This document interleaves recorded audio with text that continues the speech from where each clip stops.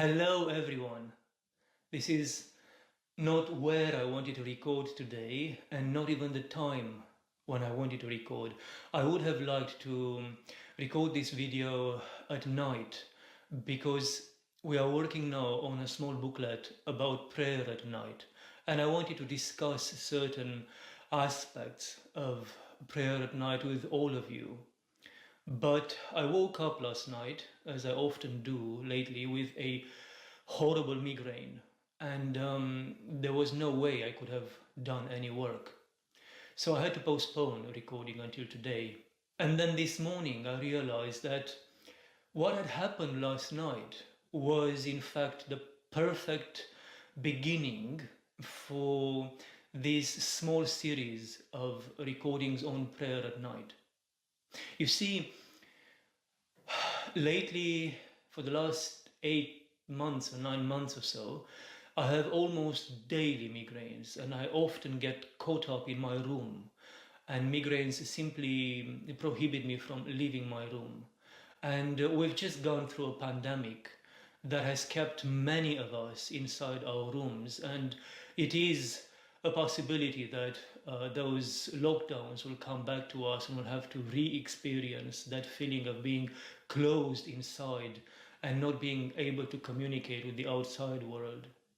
And often also many of us, all of us at some point or another in our lives, simply due to illness or weakness or just sadness, are unable to leave our beds or our rooms, and we just lie down all alone.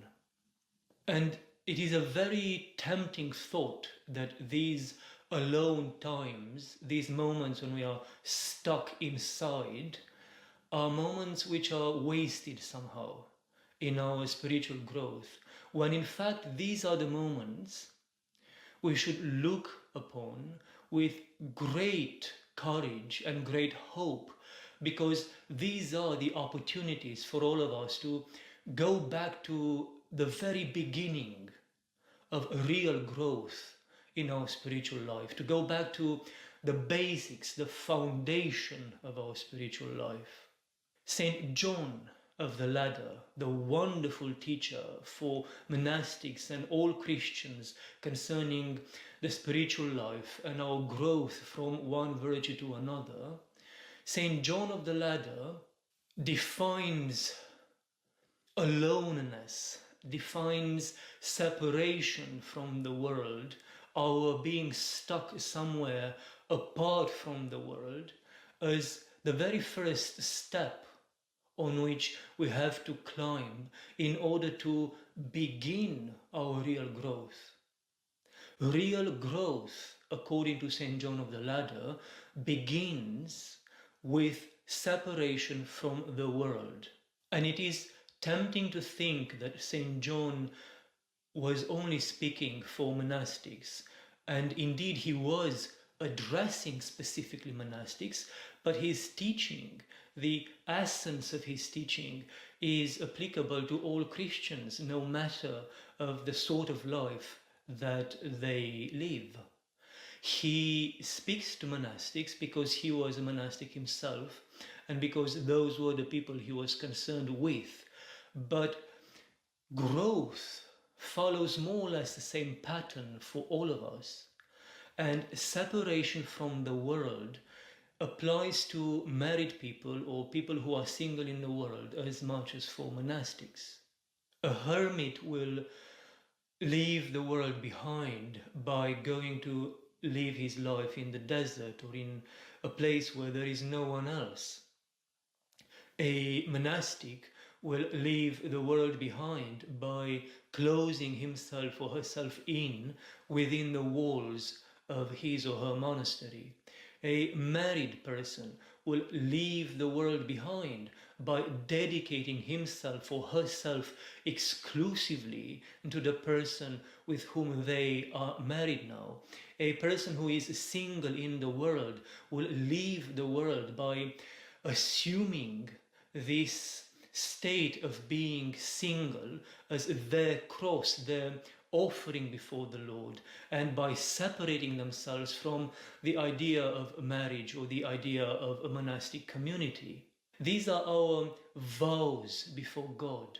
We define before God where is our aloneness and what constitutes our world, and then we leave the world behind in order to be alone with Him in our desert, in our monastery, in our marriage, or in our single life. This is only the beginning. This separation from the world simply marks the beginning of our spiritual growth. And every time I find myself caught in my room because of a migraine, and every time we go through a situation such as this pandemic and the lockdown that followed, we could look at this if we are willing to see the positive in things, and if we are willing to constantly grow in our spiritual life. We can look at this as an opportunity to go back to the beginning, to go back to that foundation of all spiritual growth, our separation from the world and our focus on who we are before Christ our God. This advice of separating ourselves from the world is particularly important for our generation because of this story. There is a story that one of the disciples of one of the holy elders of the desert failed to do anything good. And he ended up going to the elder and confessed to the elder that he cannot do anything. When the elder would advise him to pray, the poor disciple answered, "I cannot pray. I try, but I cannot pray." "If you cannot pray," the Abba said, "then at least keep vigil at night." And the disciple said, "I cannot keep vigil either." So the elder would say, "If you cannot pray and you cannot keep vigil, then at least fast." And the disciple would say, "I cannot even fast, elder." So eventually the elder answered him, and I think his answer applies to us perfectly today.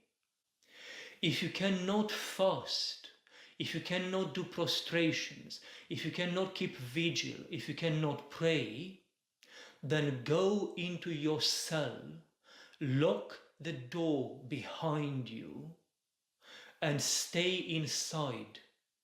And your cell will teach you everything.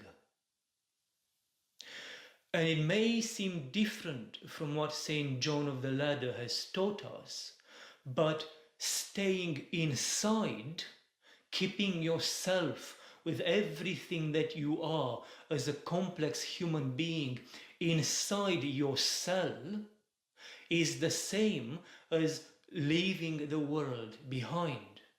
And they both, in fact, are reduced to keeping oneself in the reality of life, keeping yourself real in the reality of the given context of your life. If you are married, then your cell is your family, and you have to keep yourself with everything that you are, your body and your mind and your words and your heart, within your family. If you are a monastic, then your cell is your cell, your actual monastery, with those people who live there with you, your brothers and your sisters in the monastic life.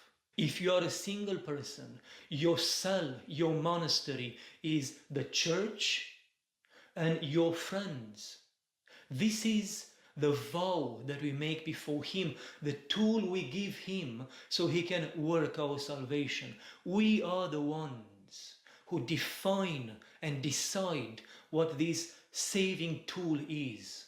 If you are married and you keep yourself within the confinement of your sacrament, the confinement of your cell, your marriage, then Christ will know that he can use your marriage with its joys and its accomplishments, as well as with its difficulties and its sadness, to work everything that is necessary for your salvation. And similarly for a single person or a monastic person. These are our monasteries, these are our cells, and we need to keep ourselves in the reality of that present, of those people, and of the behaviors that we encounter.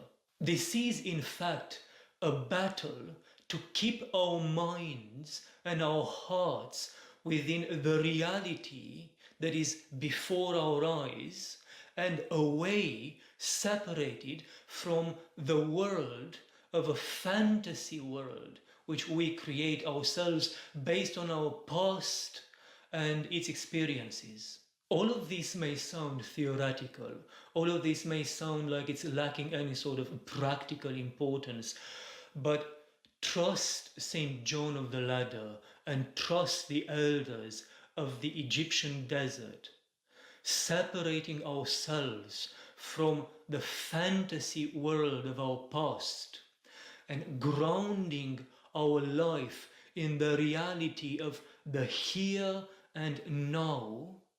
The cell of our monastery, single life or marriage is the beginning and the condition, the absolute condition for real growth in the spiritual life. Let me give you a few examples, and maybe that will help us understand why this is absolutely vital. In a marriage, for instance, when your spouse, your wife, for example, says something that hurts you, and then you get trapped in this never-ending circle of remembering those words and getting angry, and then remembering those words with the weight of your new anger, which makes them sound even worse. And then you get even more angry, and then you remember them again, and they become increasingly annoying and increasingly hurtful. And every time you remember them, you accumulate more and more anger. It is worth remembering that you are interacting with a person who is real. This is your wife. This is the person whom you loved enough to make a vow before God that you would spend your entire life with this person, that you would become one with this person before God. This is not a previous person with whom you've had a previous relationship. The hurt that she has made you feel has nothing to do with the echoes of the hurt which other people from your past have made you feel. If you keep your mind and you bring your emotions within the confinement, the limits of your cell, of the reality of your life, the reality of your marriage, and if you remember simply those words as they were said, not as you hear them now, being influenced by your past emotions and your past traumas, if you just look at the reality of that behavior, the reality of those words, and the reality of this particular human being whom you loved so much that you gave yourself to her before God, then within the reality of that small space, and without the influences of your past fantasy world, you will discover that nothing is as hurtful or as traumatic as it sounded only a few minutes before. And the same applies to monastic life. Very frequently, people who have lived more in the world and who have accumulated a lot of experience, either by being married before or having tried to live in other monasteries before they joined a particular community, or simply people who go into a monastery later in their lives, they've accumulated so much experience that everything that they hear, every behavior that they encounter, every person with whom they interact, is in fact so much more than those words, that behavior, and that person. Because every word that you hear has an entire bibliography behind it. Every behavior that you encounter has an entire bibliography of references from your past. These references being nothing else but your past experiences.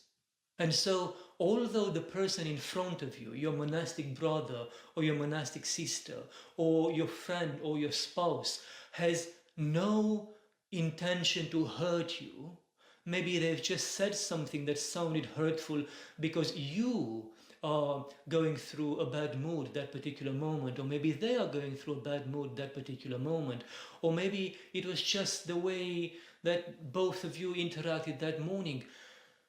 It doesn't matter.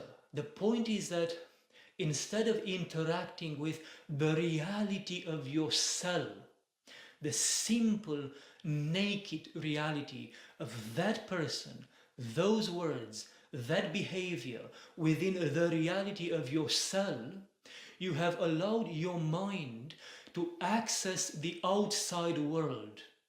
You have allowed your mind to access this deep, endless bibliography of past traumas and past experiences which inform now, I'd better say deform now, the reality of your life.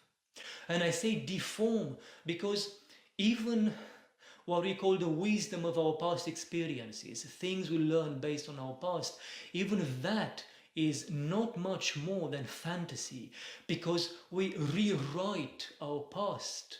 We constantly, unwillingly, without knowing most of the time, we reassess what happened. We renegotiate what that person has said and how he answered. And in doing that, we rewrite our past. We learn from a past that actually was never real. Instead of interacting with the practical, realness of our cell, instead of keeping ourselves within the walls of our monastery, our friendships, our church, and our marriage, our minds interact and react to our past, which is all fake, all rewritten in a way that serves us best. If you think about a temptation, to give you another example, if you think about the way in which many of us react to a temptation, if you think about anger, because we've used anger before, but you can think about anything else, lust or greed or any other temptation.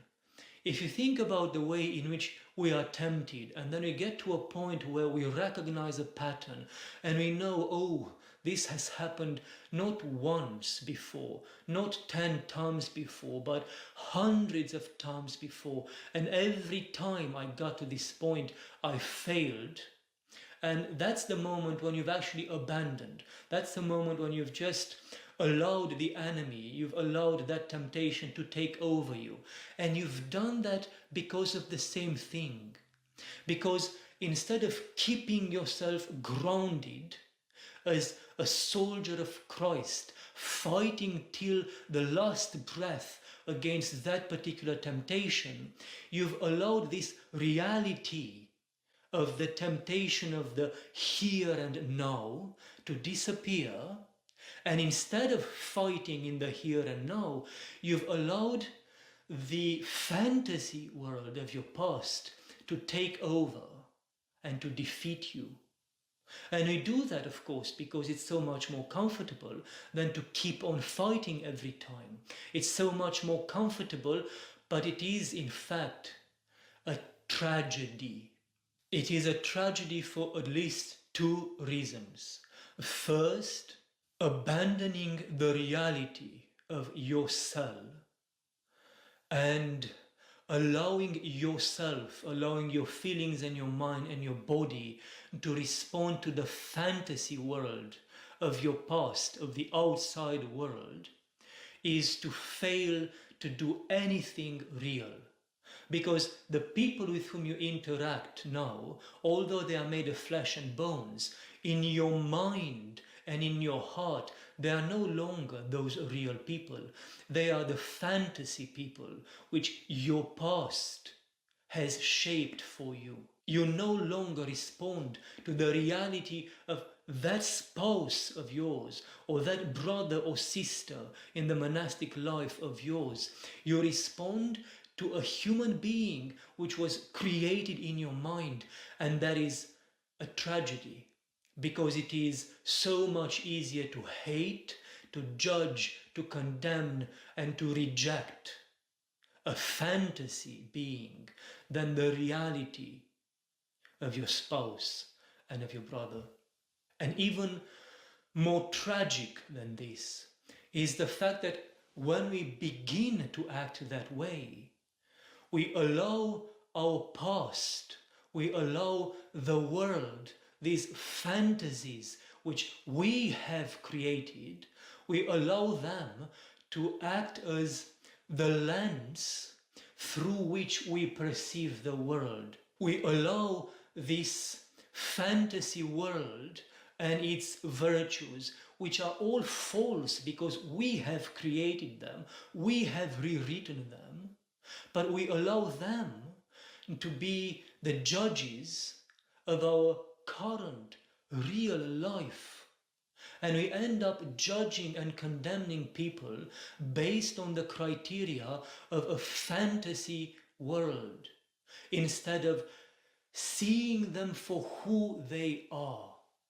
And you know why this is the greatest tragedy of all? Because that is idolatry. That is the moment when, instead of allowing Christ to step in the reality of our present, and instead of allowing him to be the lens through which we perceive the world and the people within ourselves, we allow our past, we allow the inventions, the false criteria, the false virtues, the false idols which we created from the outside world, from our past, to be these lenses. And instead of responding according to the commandments of the reality of Christ, which is never to judge, always to love, to put yourself on a cross in order to save yourself and every single other human being ever created, we allow these idols of ours to judge the world and to condemn the world. And we end up thinking that we serve God while we butcher our neighbor. We end up believing that we serve Christ, who is God, God who is love, when in fact we butcher spiritually and sometimes physically our brothers and our sisters. The beginning of any growth in our spiritual life, the beginning of our spiritual life per se, is to leave the world behind and to stay in our cell. If you cannot pray, stay in your cell. And your cell, the reality of your life, will teach you how to pray. The reality of your marriage or your single life or your monastic life will teach you how to pray, how to really pray. If you cannot fast, stay in your cell. Forget all about your past. Forget all about the fantasies of that outside world, of not the now and not the here, the then and the there. Stay in the here, stay in the now, and the pain that you see in the real people, in the here and the now of your life, that pain, that sin that you will perceive in them will teach you how to fast for them. The love which Christ will inspire your heart here and now to feel, will teach you, will force you to fast, will teach you, will force you to pray and to keep vigil, because your heart will have no rest as long as you perceive a drop of pain in this reality of your cell. Don't allow the fantasy of a world which we imagine by projecting the experiences of our past onto the reality of our present. Don't allow that fantasy world to compromise our only hope of salvation, which is to be real and present in the reality of your cell, whatever that cell may be.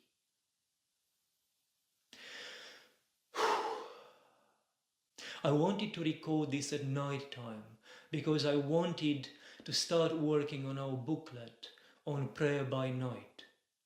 But I couldn't because of my migraine. But in a way, this has also been a blessing and an opportunity, because this is the beginning of that booklet. There is no way you can engage with real prayer until you engage with your real self, alive, existing in the reality of your real cell.